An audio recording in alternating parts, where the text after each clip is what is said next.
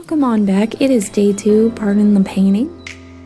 We're going to start off with white and blue, and we're going to go and use this new brush, fresh clean brush, and then we're going to go from light blue with small little dashes into the background, and then we're going to finish off all the way over with just blue onto the other side. This is my cat Anne. She's just going to cross across there. Hi Anne.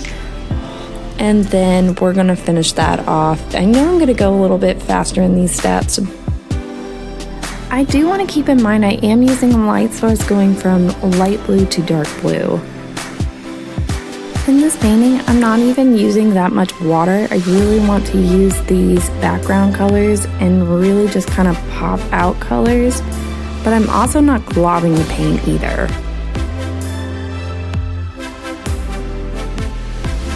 Ending up with purple right here on the bottom.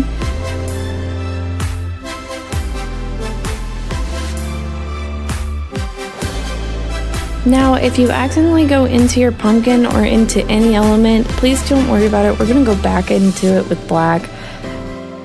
Once you're done with the background, we're going to work into the moon and the facial features of the pumpkin. When it comes to painting, sometimes you can overdo a painting, so I'm just going to do like 3 lines, 10 to 13 dashes onto the moon, and then stop there. I'm then going to add orange and then finish off some dabbing into it until you like it. I just want you to just kind of keep going until you're like, oh, well, that looks done. Just try not to overdo it. Sometimes we overthink paintings, and it's okay. If you have a little bit of extra, I'm going to also dash around the light source. I'm kind of doing about 2 to 3 circles around, and then I'm just going to stop and then move over into the pumpkin by adding a white triangle in one side and white triangle into the other side, and then I'm going to work into the mouth.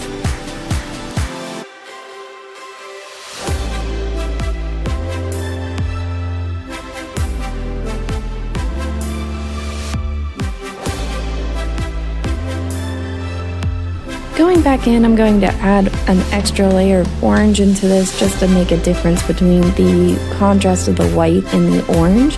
So it looks like it's like an inside of the pumpkin and it has more of a glow effect. I think this strong contrast really works into this painting and it just really pops it out.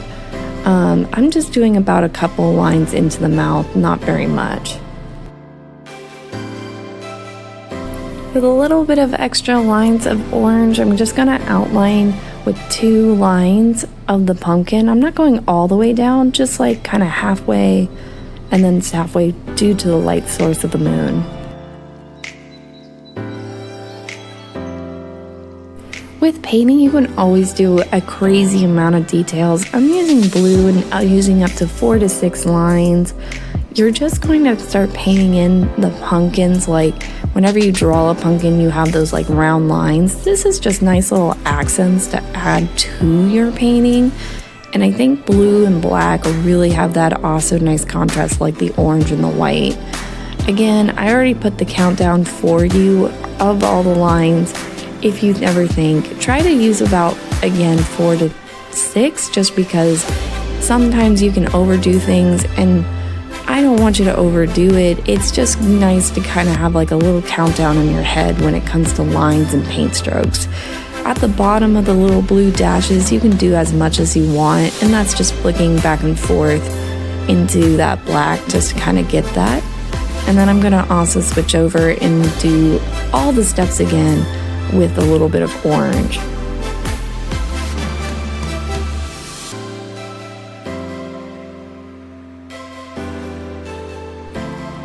Switching back over to orange, like I said, we're just going to go over the lines that we've already done. I'm not going to go really into the pumpkin. It's more for the tree of repeating the lines and just doing 4 to 6 and then kind of going into the grass. Other than that, we're going to wrap up this painting. I really like this painting because it's bright, it's very fallish, and then if you need to clean up any lines, you're really just using black to clean up, not to like go back over and do everything again. I really just want you to focus on cleaning up these lines. I really like this kind of like rustic, brushy look like impressionistic art, but only in your style. This is a really fun, colorful painting that I just like. It's just nice to come in and paint.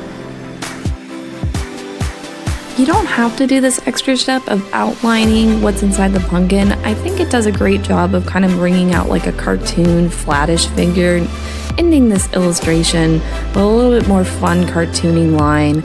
I'm not even like using real water to do that. I kind of like it when the brush kind of runs out of paint. I've been doing that style a lot in this painting, so if you really like smooth lines, that part's really okay, but I really just want that brushy feel, and then we're all finished.